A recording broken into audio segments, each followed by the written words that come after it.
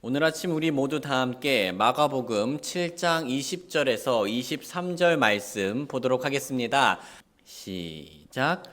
또 그분께서 이르시되 사람에게서 나오는 것 곧 그것이 사람을 더럽게 하느니라. 이는 속에서 곧 사람들의 마음에서 악한 생각, 간음, 행음, 살인, 도둑질, 탐욕, 사악함, 속임수, 색욕, 악한 눈, 신성모독, 교만, 어리석음이 나오기 때문이라. 이 모든 악한 것들이 속에서 나와 사람을 더럽게 하느니라 하시더라. 아멘. 형제자매님들, 오래전에 저는 한 선교사님의 이야기를 들었습니다. 그 선교사님께서는요, 옷차림에 있어서 좀 보수적인 편이셨어요. 그래가지고 평소에 우리 여성도님들께, 성도님들, 여성분들께서는 바지가 아닌 치마를 입어야 됩니다 라고 얘기하시곤 하셨습니다. 그런데요, 어느 날 그 교회의 여성도님께서요, 산책을 하던 중에 우리 선교사님의 사모님을 만나셨어요. 그런데 아마 사모님도 산책 중이었던 것 같은데요, 사모님께서 치마가 아닌 바지를 입고 계셨습니다. 그래서 그 성도님은 교회로 돌아와가지고 다른 교회 성도님들께, 아니, 선교사님의 아내이신 우리 사모님께서도 바지를 입으시는데 왜 선교사님은 우리에게 치마를 입으라고 말씀하시지? 라고 하면서 은근하게 불만을 표현을 하셨습니다. 성도님들, 저는 목회자가 되기 전에요, 교회 안에서 여러 가지 옷차림에 대해서 규정을 하는 것들을 본 적이 있습니다. 예를 들면 남성분들께서는요, 양복을 입고 넥타이를 하는 것을 권했고요. 또 여성분들께는요, 꼭 치마를 입어야 된다. 그런데 치마를 입는데 길이도 정해져 있죠. 앉았을 때 무릎 아래까지는 적어도 와야 되는, 좀 더 보수적인 곳들은 여기 우리 그 발, 복숭아뼈까지는 와야 되는 그러한 규정들을 제가 들었고 또 보았습니다. 저는 이런 규정들이 있을 때요, 물론 이 규정들이 좋은 마음으로 나온 거긴 하지만은 사역자들과 성도들 간의 관계가 안 좋아지는 것을 볼 때가 있었고요. 특히 우리 새신자분들이 오셨을 때 새신자분들이 좀 상처를 받는 일들이 생기는 것을 제가 보곤 하였습니다. 또 저는 언젠가는 이런 것도 들었어요. 한 미국 선교사님이셨어요. 이 미국 선교사님이 미국에서 후원 모금 과정을 쭉 가시는데요, 그러면은 이 각각의 교회들이 이 선교사님을 후원할 때의 기준들이 있을 게 아닙니까? 그리고 교회마다 좀 그 기준들이 다를 거고요. 그런데 하루는 선교사님이 이 기준이 되는 체크리스트를 받았는데요, 그 체크리스트 중 하나가 당신의 아내가 정숙한 차림으로 잠옷을 입습니까? 잠들 때요. 전 그걸 듣고 그것까지 터치한다고? 하면서 거기까지 규정이 있나 보구나 라는 생각이 들었습니다. 성도님들, 성경에는요, 우리가 어떤 잠옷을 입어야 되는지, 어떤 치마를 입어야 되는지, 어떤 양복을 입어야 되는지에 대해서 나와 있을까요? 나와 있지 않습니다. 대신 이런 원리가 있죠. 디모데전서 2장 9절에서 또한 이와 같은 식으로 여자들도 자신들을 단정한 옷으로 꾸미되 라는 말씀이 나와 있습니다. 사실 이것은 여성분들에게만 적용되는 원리는 아니라고 생각을 해요. 우리 남성분들께서도요, 특히 예배에 참석할 때 우리 문화에서 단정한 옷차림으로 여겨지는 것을 입는 게 좋겠죠. 왜냐하면 우리의 예배는 우리를 구원하신 예수님을 존중하는 모임이고요, 또 우리 예수님을 사랑하는 모임이기 때문에 그에 걸맞는 옷을 고려하고 선택할 필요가 있습니다. 전 여기까지만 말할 거예요. 저는 특별한 예외 상황들이나 특별한 역할을 맡으신 분들을 제외하고는요, 딱 이 원리까지만 얘기하려고 합니다. 그렇게 만약에 성경이 말하는 것 이상으로 제가 어떠한 규칙들을 만들잖아요. 그럴 때는 이게 부작용이 생기기 쉽다라는 것을 제가 느끼거든요. 그리고 한 가지 추가적으로 말씀드리자면요. 앞으로 우리 교회 안에, 물론 우리 교회 안에 그러실 분들은 없으신다고 생각을 하는데요. 혹시라도 새신자 분들께서 오셨을 때 또는 좀 신앙생활을 하셨더라도 아직 이런 마음의 준비가 안 되신 분들을 위해서는 우리가 좀 더 오래 참아주기를 원합니다. 그런데 오래 참아줄 때 그냥 오래 참아주기보다는요, 우리 예수님께서, 우리를 구원하신 예수님께서 우리에게 얼마나 오래 참아주셨는가, 그 사랑이 얼마나 깊었는가를 생각하면서 오래 참아주시면은 감사드리겠습니다. 저도 그러려고 노력을 할게요.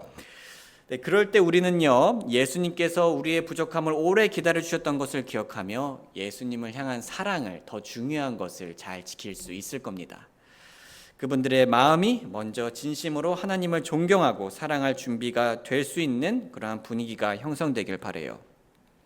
성도님들, 제가 이 예화를 들면서 말씀드리고자 하는 것은요, 우리가 교회 안에서 무엇이 더 가치 있는지를 잘 알아야 된다는 겁니다. 그리고 무엇이 더 가치 있는지를 알 때의 우리의 기준은요, 우리 사람이 만든 규칙이 아니라 하나님의 말씀이 되어야 한다는 거죠. 물론요, 성도님들, 제가 지금 드레스 코드가 있는 교회들을요, 나쁘다 혹은 그러면 안 된다라고 얘기하고 싶은 건 아니에요. 왜냐하면은 그런 규정들 만드신 분들의 또 마음을 자세히 들여다보면요, 좀 또 좋은 마음으로 만들었습니다. 또 방금 보았던 우리 성경적 원리를 잘 적용하고 싶은 마음에 치마를 입읍시다 혹은 양복을 입읍시다. 예를 들면 우리 학교에서도 좀 통일되게 교복을 입는다거나 좀 좋은 뜻으로 이렇게 제안이 될 수 있다는 거죠. 하나의 울타리였을지 몰라요. 그런데요, 제가 말씀드리고 싶은 것은 우리가 자칫 잘못하면 교회는 사람이 만든 그 울타리, 이 단정함이라는 원리를 지키기 위해서 만든 그 울타리를 지키려다가 정작 하나님께서 가장 중요하게 여기시는 하나님의 명령, 사랑을 지키지 못할 수도 있다는 겁니다. 형제 자매님들께서 생각하시기에 하나님께서는 우리가 만든 울타리를 지키는 것을 더 기뻐하실까요? 아니면 하나님의 명령인 사랑을 지키는 것을 더 기뻐하실까요? 하나님께서 만든 명령을 지키는 것을 더 기뻐하실 겁니다. 만약 그 둘이 잘 조화를 이루는 상태라면요, 괜찮죠. 근데 만약에 그 둘이 충돌을 하려는 상황이라면요, 우리는 하나님의 명령인 사랑을 지켜야 된다라는 말씀을 드리고 싶어요. 하나님께서는 울타리를 지키는 자들보다 훨씬 더 중요한 그분의 명령을 지키는 자들을 기뻐하십니다. 그런데요, 오늘 본문에서는요, 이렇게 하나님의 명령보다 울타리를, 사람이 만든 규칙을 더 중요하게 여긴 사람들이 있었어요. 그들이 누구였을까요? 바리새인들이었습니다. 바리새인들은 자신들이 만든 울타리, 즉 자신들의 규칙들을요, 하나님의 명령보다 더 소중하게 여기는 실수를 보여주었어요. 마태복음 7장 1절부터 9절까지의 말씀을 제가 읽겠습니다. 그때 예루살렘에서 온 바리새인들과 서기관들 중에 어떤 사람이 함께 그분께 왔더라. 그리고 그분의 제자들 중에 몇 사람이 더러운 손, 곧 씻지 않은 손으로 빵 먹는 것을 그들이 볼 때 그들이 흠을 잡더라. 이는 바리새인들과 모든 유대인들이 장로들의 전통을 고수하여 손을 자주 씻지 않고서는 먹지 아니하였기 때문이더라. 또 그들은 시장에서 돌아와서도 씻지 않고서는 먹지 아니하였더라. 또 다른 많은 것들을 그들이 물려받아 지키는 것이 있었으니 곧 잔들과 단지들과 녹그릇들과 상들을 씻는 것이더라. 그때 바리새인들과 서기관들이 그분께 묻되 어찌하여 당신의 제자들은 장로들의 전통대로 행하지 아니하고 씻지 않은 손으로 빵을 먹나이까 하더라. 그분께서 그들에게 응답하여 이르시되 이사야가 너희 위선자들에 대하여 잘 예언하였으니 기록된 바 이 백성이 자기들의 입술로는 나를 공경하되 그들의 마음은 내게서 멀도다. 그럼에도 불구하고 그들이 사람들의 명령들을 교리로 가르치면서 내게 헛되이 경배하는도다 하였느니라.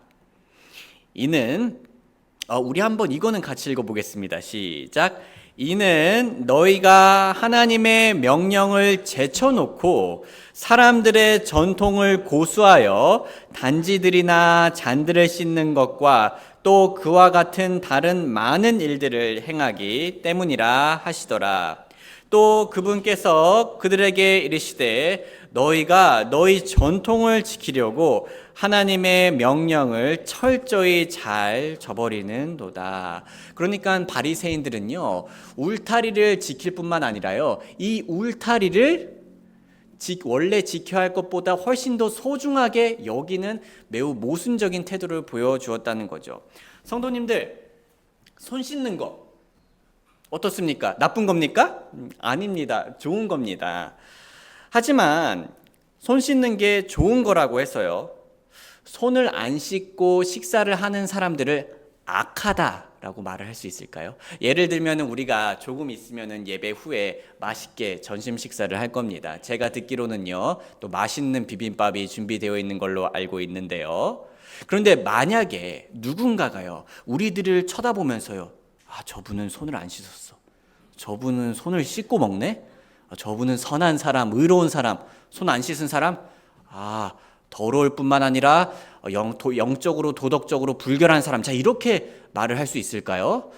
여러분들, 우리가 단순히 손을 씻는 것을 보고 선하다 악하다라는 것을 얘기할 수 없죠.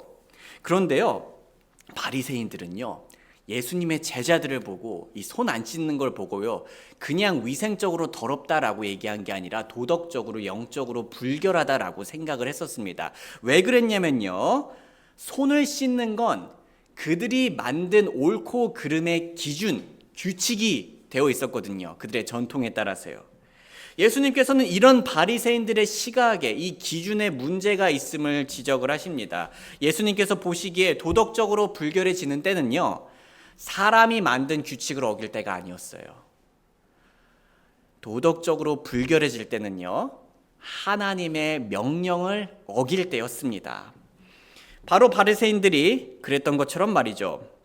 마가복음 7장 10절에서 13절 말씀, 이는 모세가 이르기를 네 아버지와 네 어머니를 공경하라, 또 누구든지 아버지나 어머니를 저주하는 자는 죽일지니라 하였으나 너희는 이르되 사람이 자기 아버지나 어머니에게 이르기를 내가 드려서 부모님께 유익하게 되는 것은 무엇이든지 고르반 곧 예물이니이다 라고만 하면 그는 섬길 의무를 면제받으리라 하기 때문이라.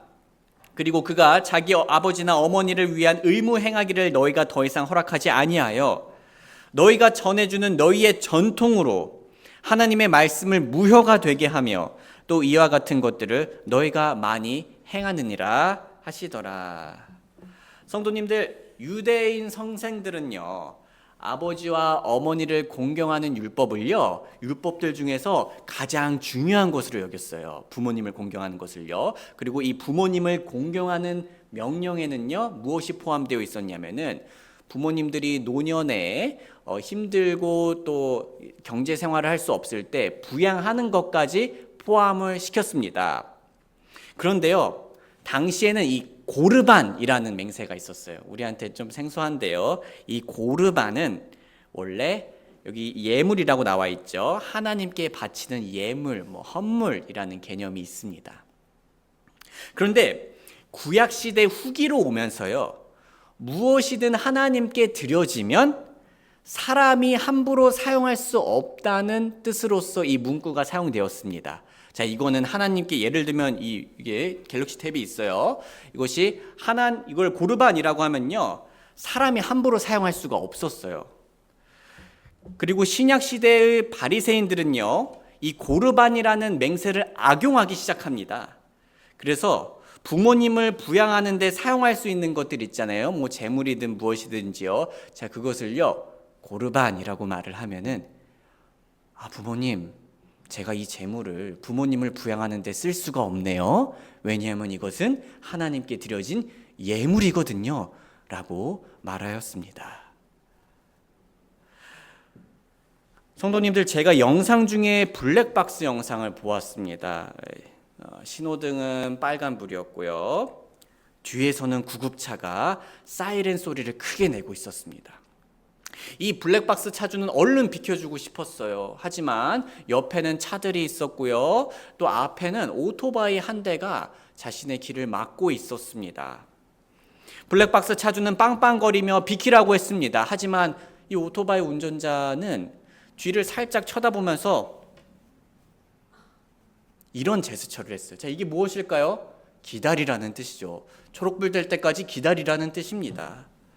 결국 초록 신호가 다 될 때까지 구급차는 지나가질 못했습니다. 성도님들, 우리가 만약에 그 상황이라면 얼마나 마음이 답답했겠습니까? 오토바이 운전자는 무엇이 정말 중요한지 모르는 것 같은 행동을 보였어요. 더 중요한 걸 모르고 지키지 않은 모습, 이 모습이 바로 바리새인과 같은 모습이었습니다. 성도님들, 신호를 지키는 게 당연히 중요하지만 구급차가 지나가는 게 훨씬 더 중요하지 않습니까?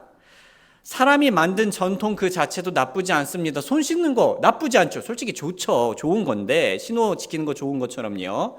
하지만 바리새인들은 그런 것들을 지키면서 정작 가장 중요한 하나님의 명령을 지키지 않았다는 거예요. 이어서 예수님께서는 정말 그들을 도덕적으로 더럽게 만드는 것이 무엇인지 가르쳐 주십니다.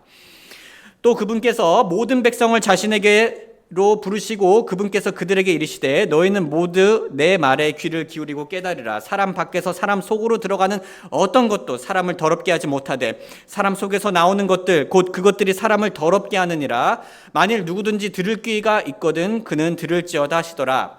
그리고 그분께서 사람들을 떠나 집으로 들어가실 때 그분의 제자들이 그 비유에 관해 그분께 묻더라. 이에 그분께서 그들에게 이르시되 너희도 그렇게 깨닫지 못하느냐? 무엇이든지 밖에서 사람 속으로 들어가는 것이 사람을 더럽게 하지 못하는 것을 너희가 알지 못하느냐? 이는 그것이 사람의 마음속으로 들어가지 아니하고 오히려 뱃속으로 들어가 모든 음식을 정결하게 하고 뒷간으로 나가기 때문이니라 하시니라. 또 그분께서 이르시되 사람에게서 나오는 것 곧 그것이 사람을 더럽게 하느니라. 이는 속에서 곧 사람들의 마음에서 악한 생각, 간음, 행음, 살인, 도둑질, 탐욕, 사악함, 속임수, 세욕, 악한 눈, 신성 모독, 교만, 어리석음이 나오기 때문이라. 이 모든 악한 것들이 속에서 나와 사람을 더럽게 하느니라 하시더라. 정결하신 예수님께서 보시기에는요, 사람을 도덕적으로 더럽히는 것은 그들의 마음에서 나오는 죄들이었습니다. 그리고 이후로요, 예수님께서는 수로보니게 여인을 만나는데요.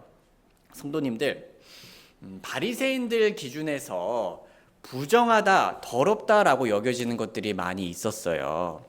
그중 하나는 우리가 방금 보았던 것처럼 손을 안 씻는 것을 부정하다라고 여겼었고요. 그런데 바리새인들이 그 이상으로 손을 안 씻는 것 이상으로 부정하게 여겼던 것이 있었어요. 그것이 무엇이었을까요? 이방 사람이었어요. 그들은 이방 사람들을 불결하게, 부정하게, 종교적으로든 도덕적으로든 그렇게 안 좋게 여겼습니다.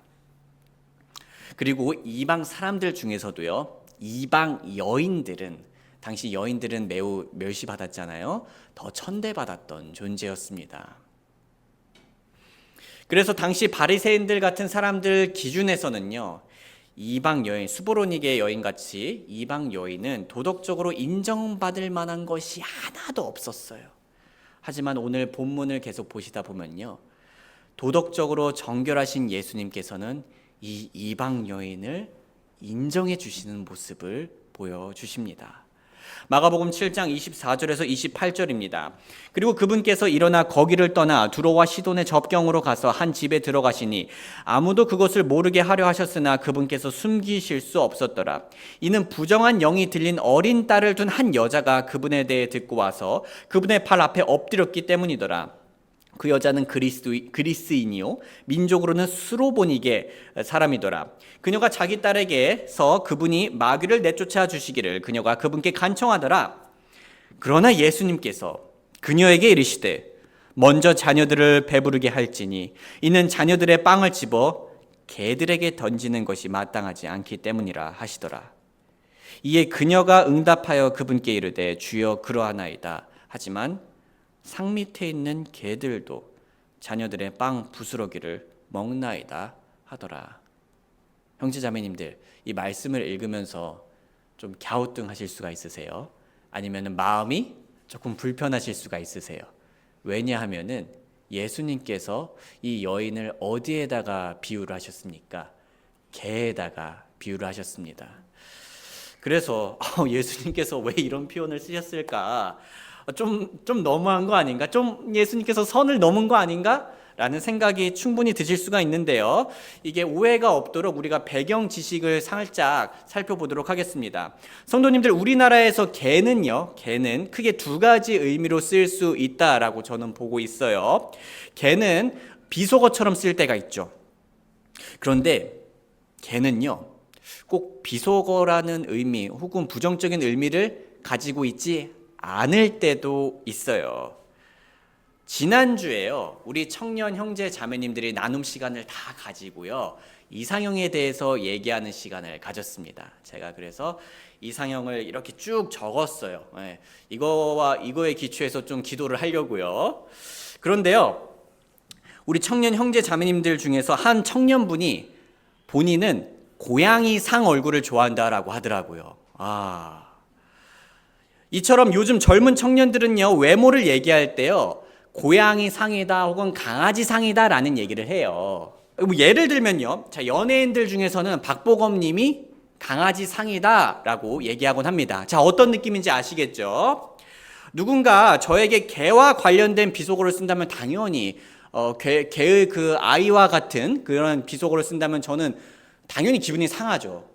근데 누군가 이 개의 아이인 이 강아지 상이라고 저한테 말을 한다면요, 전 기분 나쁠 일이 없습니다. 오히려 칭찬처럼 들을 것 같아요. 또 우리나라에서는요, 개가 뭐 길거리에 더러운 뭐 그 사나운 개를 의미할 수도 있겠지만 또 집안에서 키우는 뭐 사랑스러운 애완동물도 있잖아요.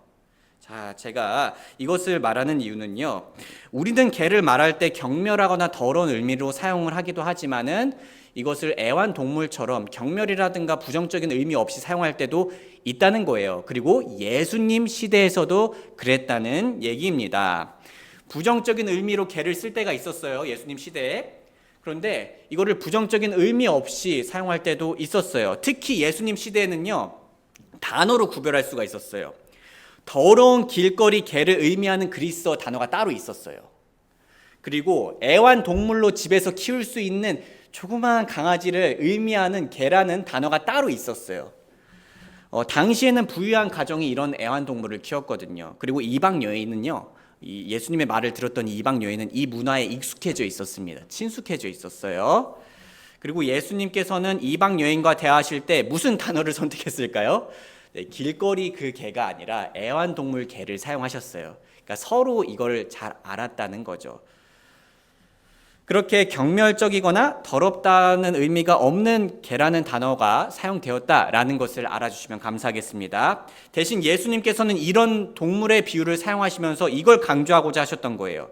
당시에 유대인들과 이방인 사이에 차이가 있다. 예수님의 사역상 차이가 있다는 거죠. 성도님들, 저는 제가 아들들에게 동시에 줄 수 있는 거는요, 동시에 주려고 합니다. 그런데요, 제가 나중에 만약에 아이들에게 뭐 스마트폰을 준다거나 뭐 그럴 때 있을 거 아닙니까? 그럴 때는 동시에는 안 주죠. 아마 첫째부터 먼저 줄 확률이 매우 높습니다. 그런 것처럼요, 예수님께서도 그분의 이러한 능력을 보이는 거에 있어서 순서상 유대인들에게 먼저 보여주어야 한다라는 걸 말씀해 주셨던 거였어요. 하나님께서는 역사적으로 볼 때 유대인들을 선택하셨고 그분의 사랑과 또 거룩하심을 유대인들을 통해 세상에 드러낼 계획을 가지고 계셨기 때문이죠. 그런데 놀랍게도요, 이 이방 여인은 예수님의 이 비유를 받아들이면서요, 또 예수님의 비유를 활용하는 모습을 보여줍니다. 맞습니다, 예수님. 저와 그리고 지금 마귀 들려서 고통스러워하는 제 딸은요, 애완동물처럼 우선순위에 이제 뒤로 있을 수가 있습니다. 하지만 예수님 아시잖아요. 애완견도 그 상의 부스러기를, 자녀가 먹으면서 떨어지는 그 빵 부스러기를 먹습니다. 자, 여기서 우리는 이방 여인의 큰 믿음을 볼 수가 있어요. 왜냐하면요, 이 여인은 이렇게 말하는 것과 같았거든요. 예수님, 자녀들이 빵을 먹을 때 애완견들이 부스러기를 먹는 것처럼요, 이스라엘이 지금 예수님의 크신 능력으로 치료를 받고 있을 때요, 저 같은 이방인도 치료받을 수 있음을 믿습니다. 왜냐하면 예수님의 그 크신 능력에서 부스러기만 떨어져도요, 저의 딸이 치료받는데 충분하기 때문입니다 라고 얘기를 하는 거였어요. 이 좀 누가 생각이 나죠? 혈루증 여인이 예수님께서 대단한 거 하시지 않아도 이 옷깃만 스쳐도 내가 치료받을 수 있다라는 믿음을 이 이방 여인이 비슷하게 보이고 있었던 거였어요. 한 예수님의 부스러기만 있어도 저희는 치료받을 수 있어요. 이렇게 큰 믿음을 보신 예수님께서는 이방 여인에게 집으로 가라고 말씀하십니다. 이에 그분께서 그녀에게 이르시되 네가 이 말을 하였으니 네 길을 가라. 마귀가 네 딸에게서 나갔느니라 하시더라. 이에 그녀가 집에 돌아와 보니 마귀가 나갔고 그녀의 딸은 침대 위에 누워 있더라. 이때 한 번 더 이방 여인의 큰 믿음이 드러납니다. 이방 여인은요, 야이로하고는 좀 다른 모습을 보였어요. 야이로는 자신의 딸이 아팠을 때 예수님을 모셔서 갔습니까? 뭐 그거 자체는 문제가 전혀 없어요. 근데 이 이방 여인은요, 자신의 딸을 낳게 하기 위해서 예수님을 모시지 않고 단순히 예수님의 말씀만 듣고 믿음으로 걸어갔다는 거죠.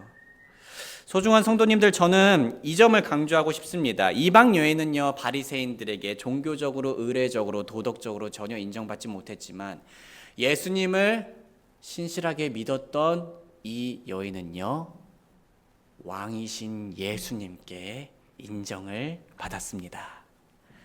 소중한 형제자매님들, 저는 오늘 우리가 본문 말씀을 통해서 앞으로 예수님과 같은 시각으로 다른 사람들과 우리 자신을 바라보았으면 좋겠어요. 예수님과 같은 시각으로 다른 사람들을 분별하려면 우리는 어떻게 해야 할까요? 우리의 교회 식구, 우리의 가족들을, 우리의 이웃들을 분별할 때 어떻게 해야 할까요? 우리는 혹시라도 우리가 만든 기준으로 상대방을 판단하고 있는 건 아닌지, 우리가 정말 하나님의 기준으로, 하나님의 명령들을 기준으로 상대방을 분별하는지를 살펴보아야 합니다. 성도님들 아시다시피 우리는 다들 편견이 있어요. 저도 편견이 있고요. 그리고 다들 익숙한 문화가 있습니다. 그래서 우리는요, 바리새인들처럼 우리만의 기준으로 상대방을 판단하기가 쉬운 존재들입니다. 다른 사람이나 다른 교회를 보면서요, 저 교회는 우리 교회하고 좀 다르네? 저 교회는 중요 교회를 제외하고요, 좀 이제 세세한 부분에서 우리랑 다르네? 라고 하면서 쉽게 판단을 할 수가 있습니다. 뭐 예를 들면 처음에 얘기했던 옷차림이 있겠죠.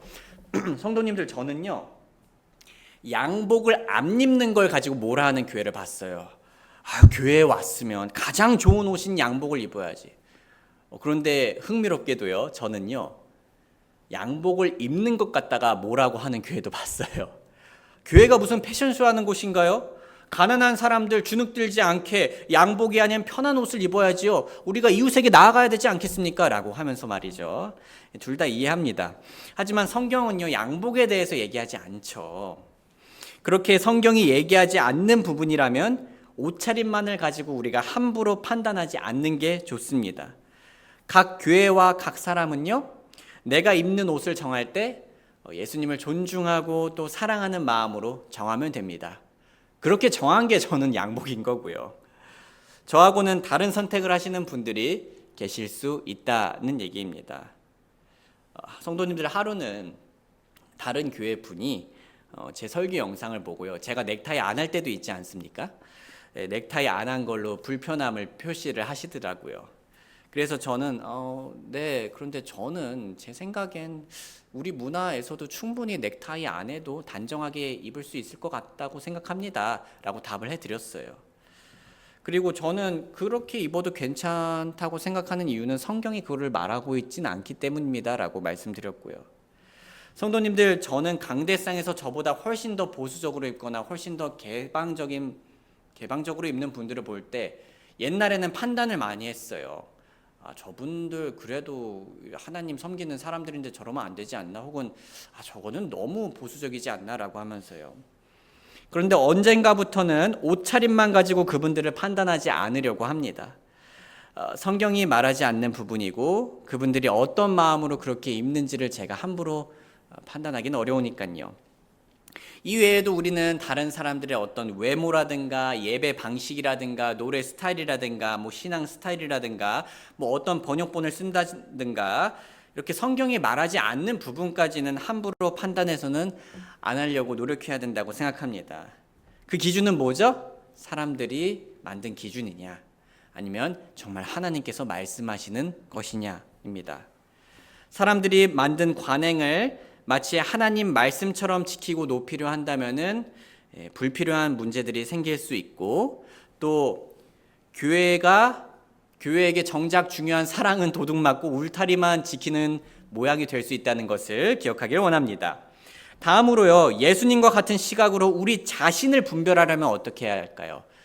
우리 자신을 분별하려면 우리가 집중해야 할 건 우리의 마음입니다. 오늘 예수님께서 말씀하셨듯이 우리를 더럽게 하는 것은 우리 마음 속에서 나옵니다. 악한 생각, 간음, 도둑질, 탐욕, 악한 눈, 신성 모독, 교만, 어리석음. 성도님들, 이 말씀을 들을 때 우리 마음에 찔림을 주는 게 몇 가지가 있을 거예요. 이런 것들이 우리 마음 속에서요, 구더기처럼 알을 까고요, 또 꿈틀거리면서 스멀스멀 나올 때가 있습니다. 그럴 때 우리는 마음 청소를 해야 됩니다. 마음 청소는 어떻게 할까요? 회개해야 합니다. 근데 회개할 때 이런 회개는 별로 권하고 싶진 않아요. 나는 내가 또 실패했어. 나는 왜 이렇게 못하지 하면서 이렇게 자괴감에 빠지고 좌절만 하는 회개가 아니라요. 내가 하나님께 죄를 지었어. 내가 하나님의 마음을 아프게 했어. 나는 내 생각보다 더 큰 죄인이야 라고 인정하는 회개를 하시기를 권합니다. 왜냐하면 내가 어떠한 사람의 규칙을 만들고 그것을 기준으로요, 나는 이것보다 더 잘했으면 교만해지기가 쉽고요, 이것보다 못했으면요 그냥 신앙생활이 우울해지기가 쉽습니다. 하지만 우리가 기쁜 회개, 또 기쁨으로 이끄는 회개를 하기 위해서는요, 정직하게 하나님 앞에서 하나님께 죄를 지었다는 것을 인정하고 나는 내 생각보다 더 큰 죄인이라는 것을 인정해야 합니다. 그리고 거기서 멈추는 것이 아니라 우리를 구원하신 예수님께서 나의 이 죄까지 용서해 주셨으며 내가 믿는 예수님께서 나를 죄의 결과에서 구원해 주셨듯이 나를 죄의 능력에서 승리할 수 있는 능력을 주실 수 있다라는 것을 믿음으로써 다시 소망을 가지고 신앙생활을 할 수 있습니다. 그렇게 청소하는 거예요. 회개하고 믿음을 가지고, 회개하고 믿음을 가질 땐 우리가 처음 믿었던 복음을 기억하면서 회개와 믿음을 하면은 됩니다. 소중한 형제 자매님들, 우리 모두 하나님의 능력은 너무나 강력해서 그 능력에 부스러기만 있어도 신앙생활을 제대로 할 수 있고 또 승리할 수 있다는 것을 기억하길 원합니다. 우리 모두 신앙생활을 할 때 하나님의 말씀을 기준으로 다른 사람들을 바라보고 마음을 중심으로 우리 자신을 정결하게 하길 주님의 이름으로 소원합니다. 우리 잠시 노래가 연주되는 동안 하나님께서 오늘 우리 마음에 해주신 말씀이 있다면 그 말씀을 붙들고 기도하는 시간 가지겠습니다. 하나님, 제가 다른 성도님들을 볼 때